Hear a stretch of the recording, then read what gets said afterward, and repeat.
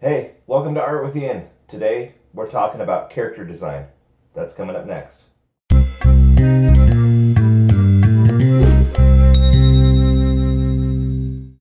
All right, welcome to the character design series, episode 3. Today we are talking about sketching. And before I get too much into it, I just want to apologize if you guys hear any chainsaw sounds. There's a crew felling a tree in my neighbor's yard, and they've been there for days.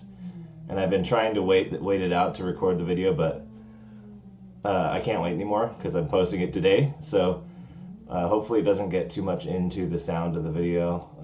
I did a little tester and it didn't seem too bad. So fingers crossed that is the case. Anyways, okay, so let's jump into it. So we're going to be talking about sketching first with silhouette and then roughing over the silhouette. And there's going to be a video. I'm going to do a commentary over a time lapse after we talk kind of a bit about the benefits. So sketching in silhouette allows us to discard the details and design only using the biggest shapes that make up the subject. So that is a really, really huge deal. How many times have you gotten caught up in the details before you even really fleshed out what it is you're detailing? It's so easy to get caught up in the details.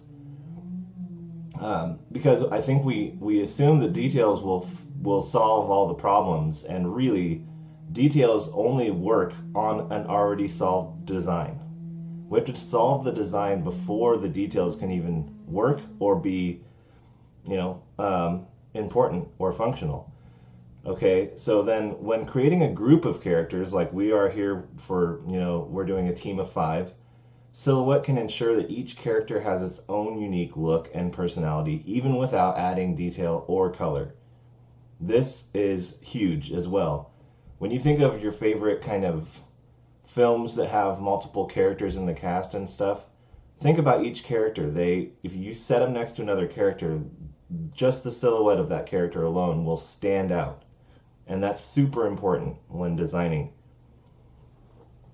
And then lastly, roughing, and by roughing I mean line sketching. Roughing over an established silhouette can be much easier and allow that freed up brain space to focus on designing other elements like wardrobe, accessories, and facial features. Basically, you're freeing up the brain space. You're separating the two passes. You're separating into what are the big shapes. The silhouette is one totally focused activity of your brain. Once you have that down, you go back in and you sketch over that silhouette, and now you're not thinking about the silhouette, you're just thinking about what are the details, what's the design on top of it. So it helps your brain to focus on what's important at each part of the process rather than trying to design that silhouette and the detail and everything. It's helpful. So anyways, that's pretty much kind of some of the, outlining the key benefits of doing the process the way that I'm going to be doing it. So let's jump over to the video now, and we'll talk about the process. Okay, so you can see here that I've basically got a perspective, just a very, very basic 1-point perspective, little, grid here, just a horizon, center line, and just some, a few spokes coming out. And that's just to kind of help me keep each character grounded as I sketch them out. I'm just using the hard round pressure brush, so the only thing that it has, the only dynamic it has outside of just being the regular standard hard round brush, is that if I push harder it gets wider, and if I push lighter it gets thinner, and that helps me kind of just have that little bit more control. And as I sketch in silhouette, I'm just thinking about the most important basic shapes that I need to see to think, okay, that's that character. The pose, the general height, and if they have a weapon, then making that visible. Okay, with him, I decided to put a symmetry, vertical symmetry setting on so that I could just get him, I knew I wanted him to be standing in a like a straight, pretty symmetrical pose, so figured why not. This is Nanki. So the first character, I'm doing them in order too. So the first character is mica, and now I'm doing Nanki. And this is still, I'm keeping it super basic. This is mostly just about figuring out where they are in the group and just the most basic shapes, that just trying to get it to work. We're trying to get the overall composition to work with the least attention to any kind of extra detail as possible. And notice I'm using a lighter gray for the character in the back and a darker, almost black for the character in the front. This is about keeping them separated and making sure there's a read on each character as I go. Okay, now I'm doing res. Remember, she's got those little blades, so I want to have her holding those. They're going to be like glowing blades, so that's going to be a nice color pop. Just working out. Notice I'm creating skeletons for these characters. Working out the pose in a skeleton, and then literally putting flesh over the top as once I've got the skeleton worked out. It's like drawing a stick figure and then making it have all of the, muscle, tissue, and everything else, clothing. And I am thinking about the clothing here, like you'll see me add, those are the holsters for her blades. There's a little gun holster down a little farther. So just, it's still quite basic, but just thinking about those little things that I know for sure are going to be in there. See here, I'm drawing that skeleton. You see the spine at the back and the front of the chest, telling myself what the three-dimensional space is early on so that I can feel that as I go, later down the road. This is Psych. So remember I talked about having him have some kind of holographic display or something coming off his wrist that he can be typing on to show that he's the tech guy. So I'm kind of trying to get a pose going where it looks like he's typing on that or something, And all of this is really, really up to, it's just nothing is set in stone. This is all the earliest phase. I did all 5 of these characters in less than an hour. That's because of the nature of working in silhouette. It's all early days kind of stuff for the design. And there's just there you saw me change his height pretty drastically. I'm changing his set. This is all the great thing about working in silhouette. You can just chop things up, change size, change pose so quickly, and it just takes so much pressure off of this process, the design process.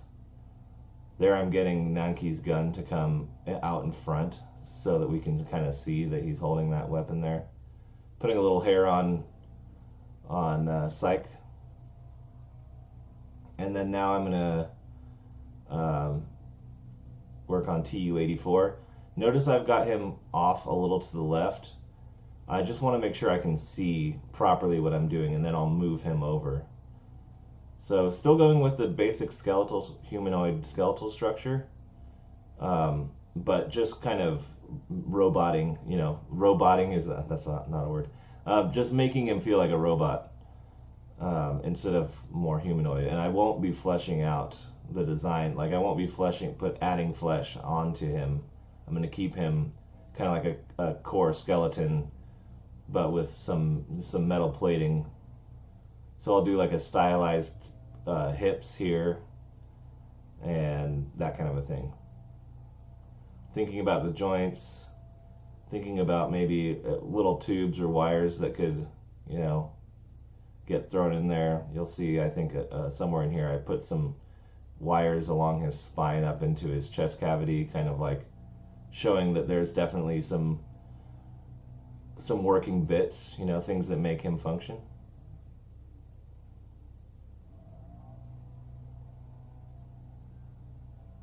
You might recall in the write-up for him that there was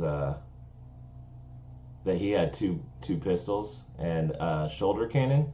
I did not add the shoulder cannon into this shot specifically because I like the pose, and a shoulder cannon would convolute the silhouette. So I can decide later if I think that it's worth putting it in, or I can just talk to the client, in this case it's me, but I could talk to the client and say, hey, how important is this shoulder cannon to you?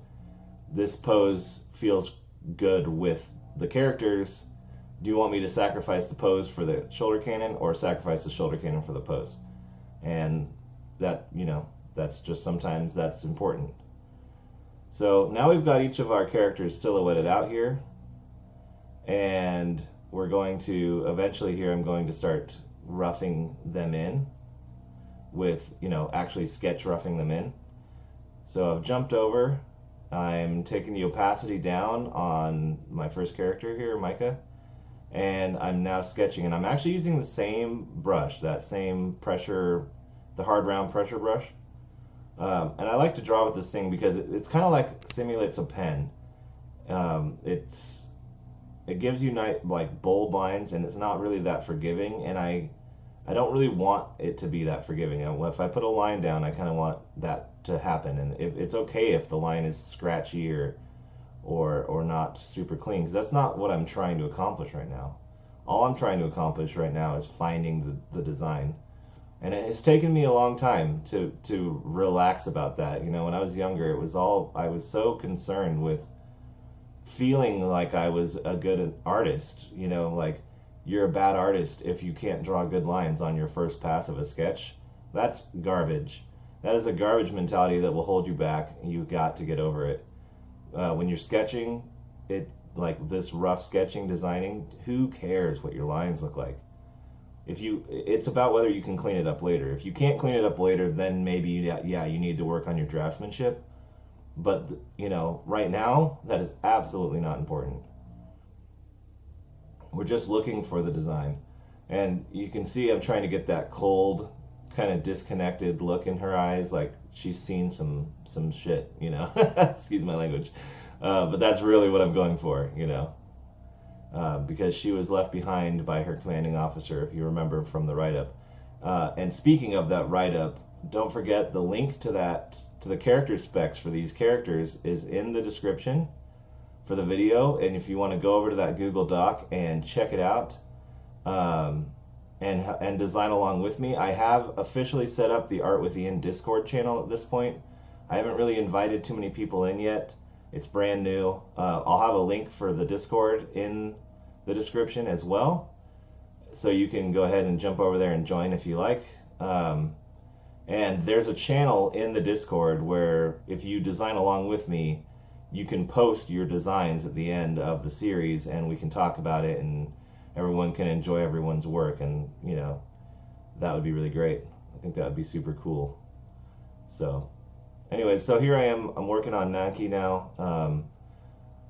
Just he's pretty strong, so even a pair of normal pants is probably going to be super tight on him. Trying to kind of get that feeling. The weapon, I'm caught in like 2 or 3 minds about his weapon, and I think that becomes very clear in the beginning here. It's like, what exactly do I want to do? And then eventually I kind of make some adjustments here. I'm moving that over, and I think I decided I'm going to ditch those tubing issues. I don't think they're really helping the design. I can add them in later after I've worked other things in, if I decide I want them. I'm just kind of trying, and then that area in the middle that's kind of bulbous or whatever, that's going to be like where I want to sell my plasma bit, like the powered up. I might extend that, make that longer. I don't know. It's one of those, I'm always open to continuing designing throughout the whole process. I never stop designing. It's not like, okay, that part's done, now I'm just going to, strictly stick to whatever it is I drew. I'm always changing the design or evolving the design as I see the opportunities as I go. So I never get caught up in like, this is the only point within the process where I get to design. So now we're working on Rez. She's my favorite character, I think, from the group that I came up with. I was, I'd been waiting to get to her. I don't know, I just like her character.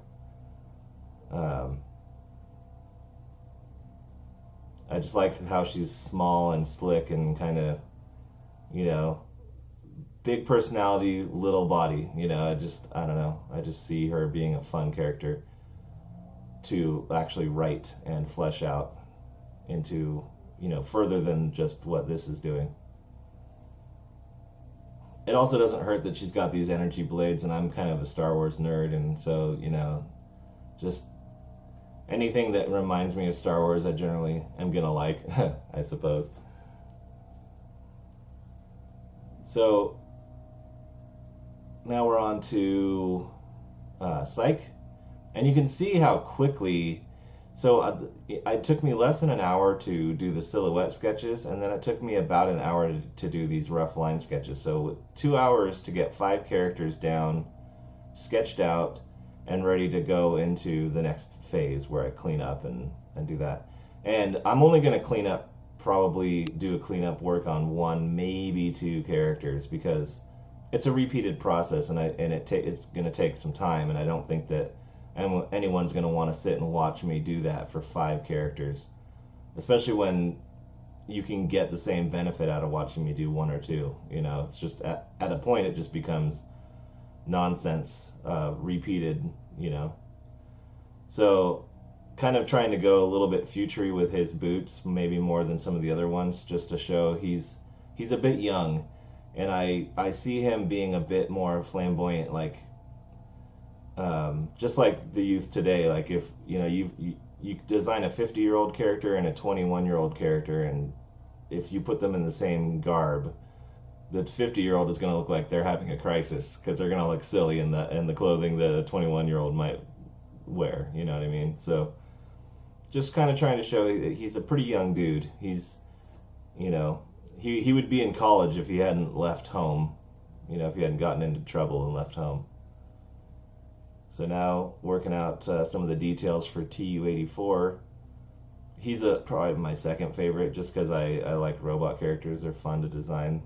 They require different ideas, solutions than regular humans. Like, I can't just put a cool looking jacket on him and call it a day.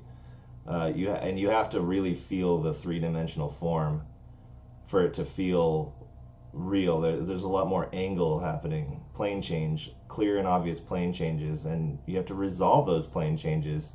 And resolving plane changes can be a lot harder than I think people realize when they're not artists. You know, it's quite difficult. So, all right, here's the group. Got them all. You know, I'm gonna lighten up some of them now, so since we got the line to hold it together. And that's the group. So, been a fun, exciting project so far. Next week we'll be doing cleanup on at least Res and maybe TU-84. If you learned something from this, don't forget to subscribe to the channel. Ring the bell for notifications of the next one, and I will see you guys in the next one. If you enjoyed this video, don't forget to like and subscribe, share it with your friends, ring the bell for notifications of future videos, and I'll see you guys in the next one.